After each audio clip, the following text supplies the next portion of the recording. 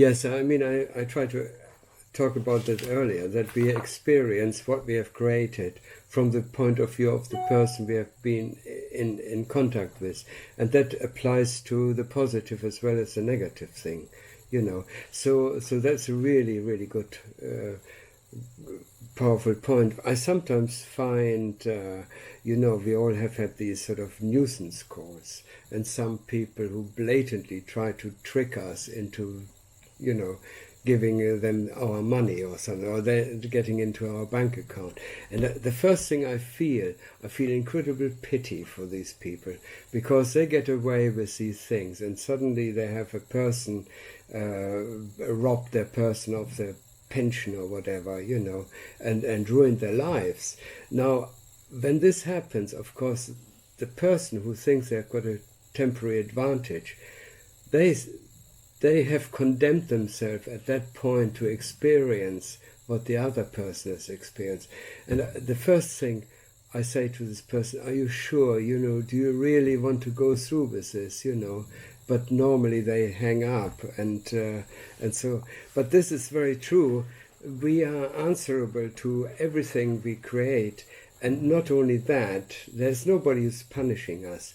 There's the energy which we unleashed that comes to us in a way the other person we wronged has experienced it, and there's no getting away from it. We cannot undo it. We are subject to that,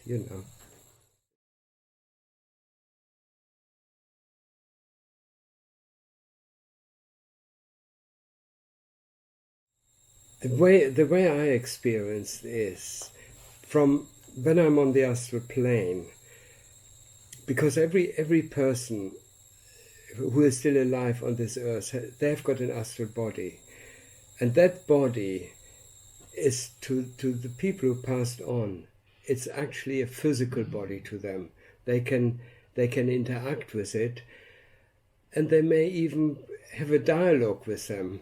But the problem is, we down here, we are not perceptive, we are not privy to it, because our brain is just not capable of connecting to this. The only people who can do that are mediums.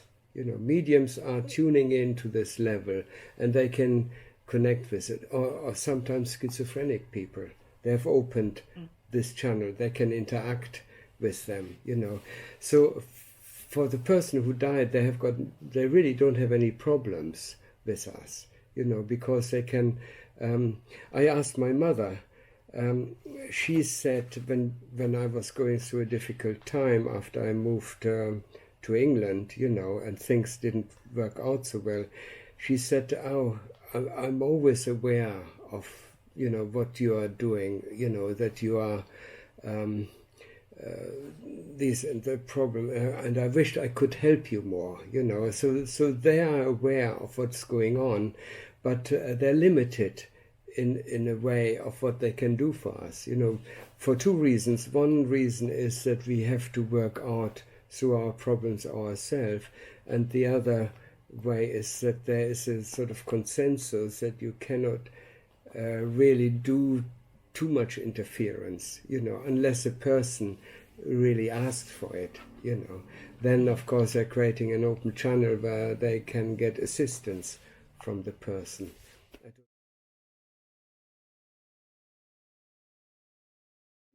It's the same thing with prayer.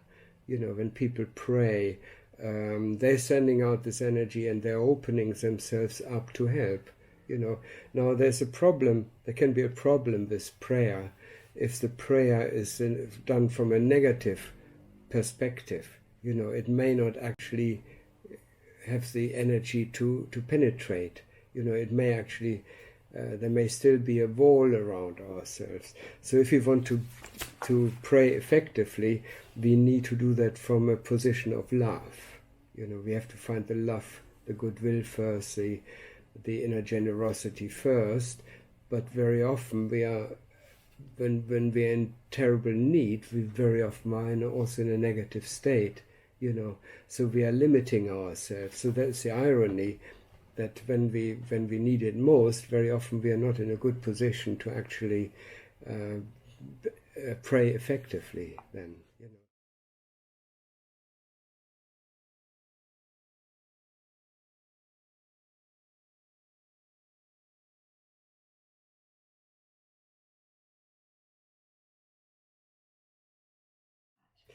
Yes, what I had a personal experience with regard to that. I was having an out-of-body experience, and which I've written in Vistas of Infinity. I reported about it, and I saw a group of what looked like zombies to me.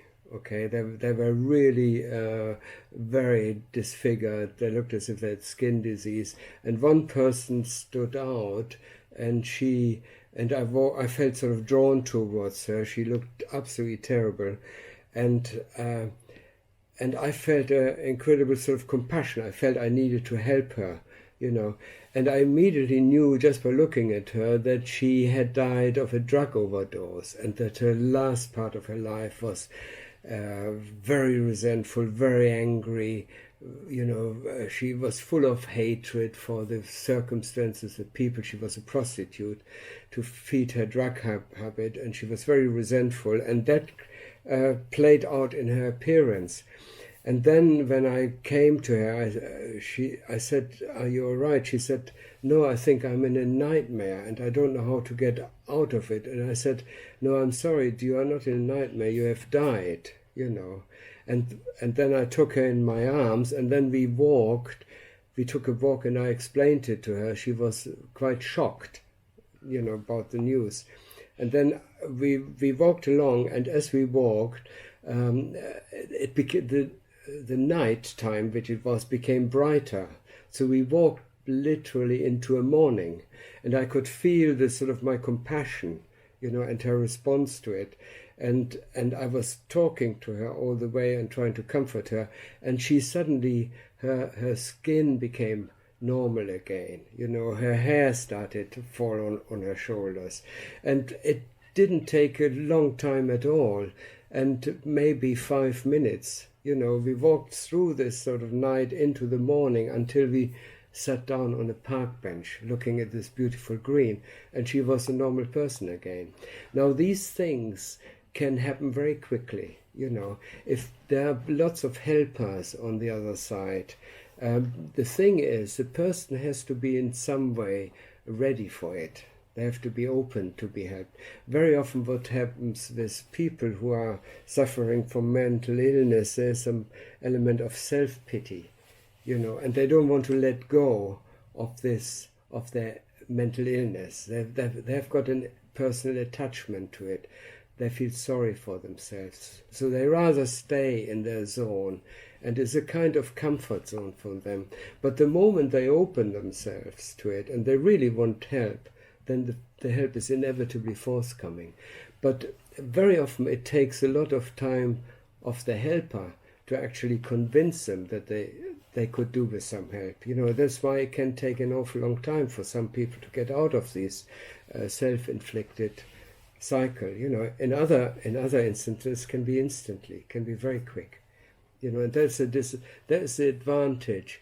It's no different to how it is here. My wife, as a counselor, she told me that she had clients who only came for 2 sessions, and suddenly, the problem had disappeared, and it can be very quickly. And the same on the astral level.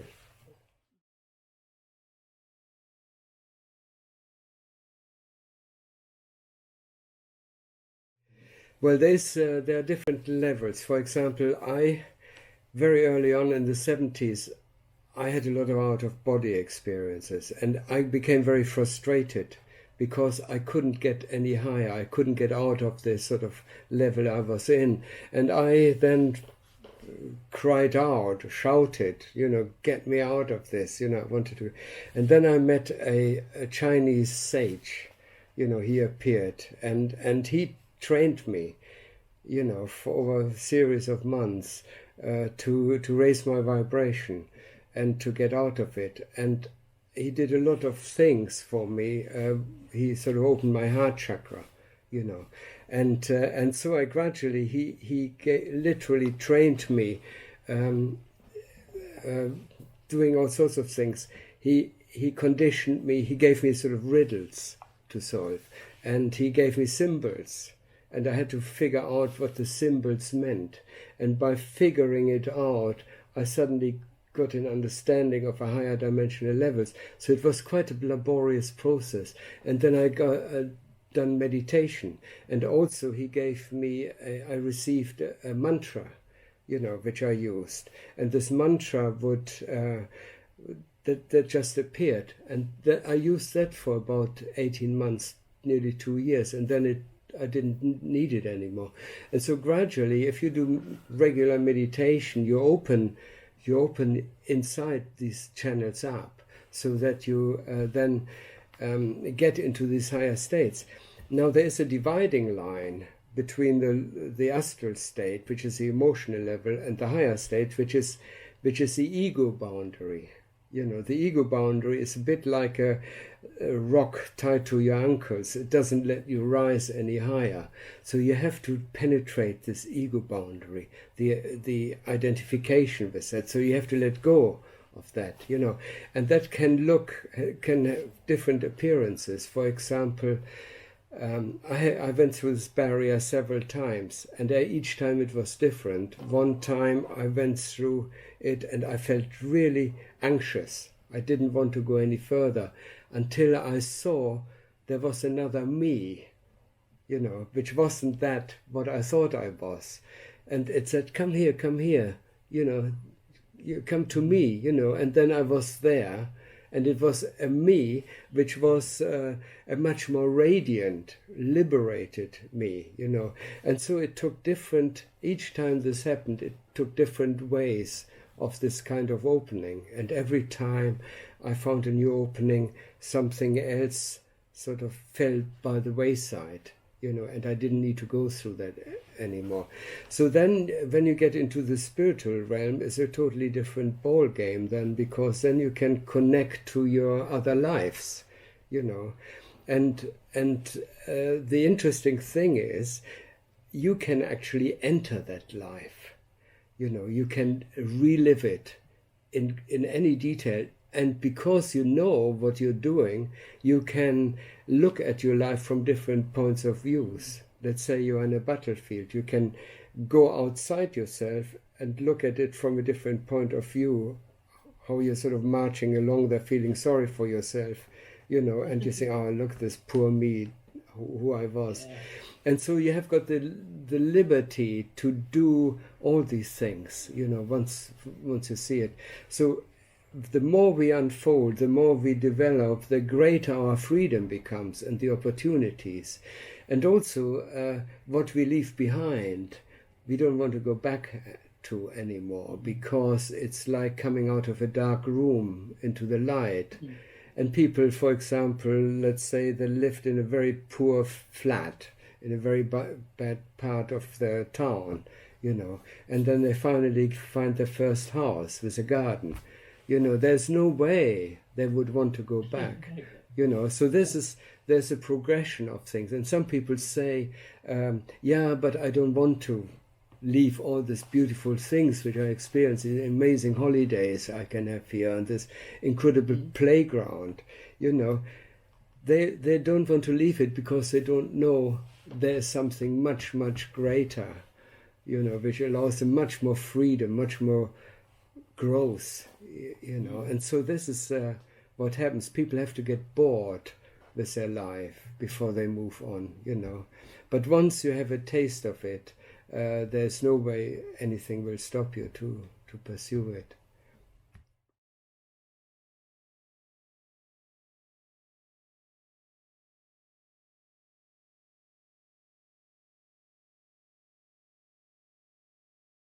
Yes, it's a very common problem with people who try to astral project. They, I call it, they have to go through a zone, really, which I call the worry belt, which is laid around our earth. It's people with all their worries. We have to somehow get through to the other side. Okay, very often we pick up on some thought forms on the way, so that is very often stopping us. Or it can also be our own fears, so we have got to go through that. So what I did, the technique I developed, was the moment I become conscious on on the astral level, I stop everything, I just focus on mindfulness, okay? And the way I do that, I pick something up. I find on the ground there could be a blade of grass or a little pebble or something, or pick up the sand and let it run through my fingers and focus on that. And this fastens the attention, the awareness. And you soon, if you had any dream or any fears, they sort of fizzle out, you know. And once you focus on that, suddenly you solidify your awareness. You know, it becomes anchored. Your awareness becomes anchored. And then just spend as much time as you can with the anchored awareness, and then things become clear again, you know. Or some people say, let's say it goes a bit dull and fuzzy, things become a bit fuzzy. You say clarity now, you give yourself a command, you know, and that does it, you know, that can do it, you know. I know William Buhlmann sort of was a propagator of this clarity now, you know, and I personally focus on an object until I'm solidly aware that where I am. I establish the here and now state of awareness, you know, and I carry this state around with me wherever I go, you know, and that it can be so strong. The most at one stage I spent 6 hours, because it is so anchored in this state that you think, oh, why would I want to get back, you know? And even can be so powerful that you think, oh, maybe I'm dead, you know, maybe I've died, because that is actually, the astral level is our natural habitat, you know. And once you go over the bridge, you know, into this state, it's actually you're more at home there than you're on your physical body. And to achieve that, you have to anchor your awareness, you know.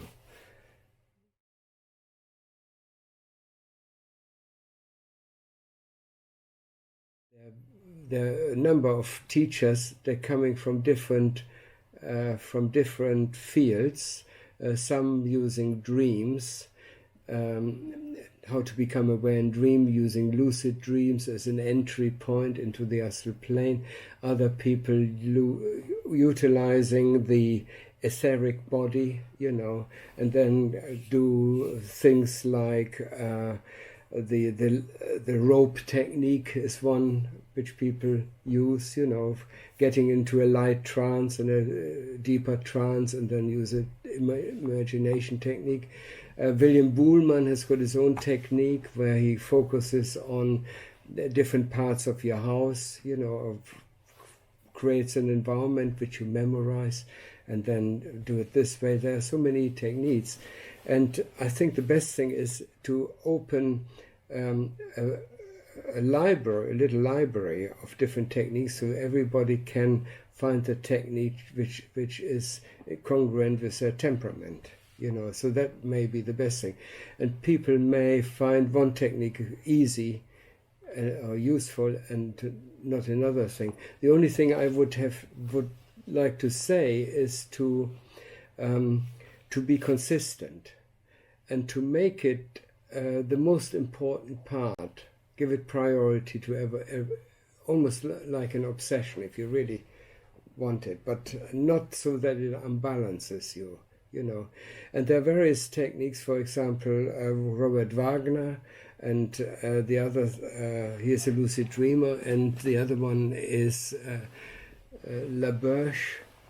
You know, he is a lucid dreamer, psychologist. He uses a technique of mindful awareness, for example, giving sort of reality checks, you know, in the daytime. So if you can check your clock to buzz every hour, and then at every hour you say, oh, am I dreaming? You look at your hands and say, am I dreaming? Am I dreaming? The buzzer goes up an hour later, you look at your hands, say, am I dreaming? Is this real? And if you do that long enough, over a certain amount of time, there comes a point in your dream where you dream about looking at your hands. and then you ask the question, am I dreaming? And that may trigger the lucidity, and suddenly you think, oh, I'm dreaming.